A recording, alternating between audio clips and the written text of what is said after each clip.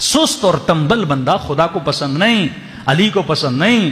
اتنی سخت روایت ہے. مولا علی ابن ابی طالب صلی اللہ علیہ وسلم امیر المؤمنین مسجد میں نماز پڑھنے گئے. کیا دیکھا مسجد میں کچھ لوگ ہیں، ایک خاص جماعت ہے، مثلا 10 لوگ 12 لوگ 13 لوگ نمازیں پڑھ رہے ہیں وہاں پہ.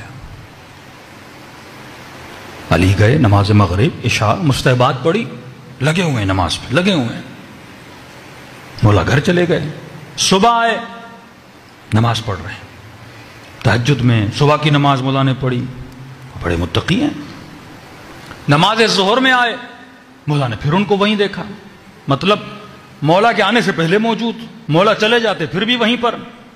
1 دن 2 دن 3 دن. مولا نے کہا سلمان ادھر آ. کہا جی مولا. کہا یہ کون ہے؟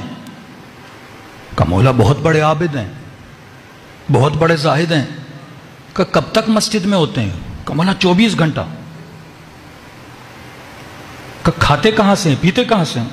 کہا مولا اتنے بڑے عابد ہیں، ہم خود لاتے ہیں ان کے لیے کھانا. دوپہر کا کھانا کوئی اور لاتا ہے، شام کا کھانا کوئی اور لاتا ہے. بھائی ان کا کام ہے، یہ عباد الصالحین ہیں، یہ 24 گھنٹہ عبادت. امام نے کہا کمانے نہیں جاتے، رزق کی تلاش میں نہیں نکلتے؟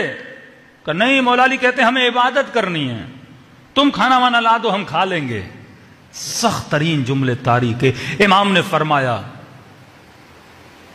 کوفے کی گلیوں کے کتے ان سے بہتر ہیں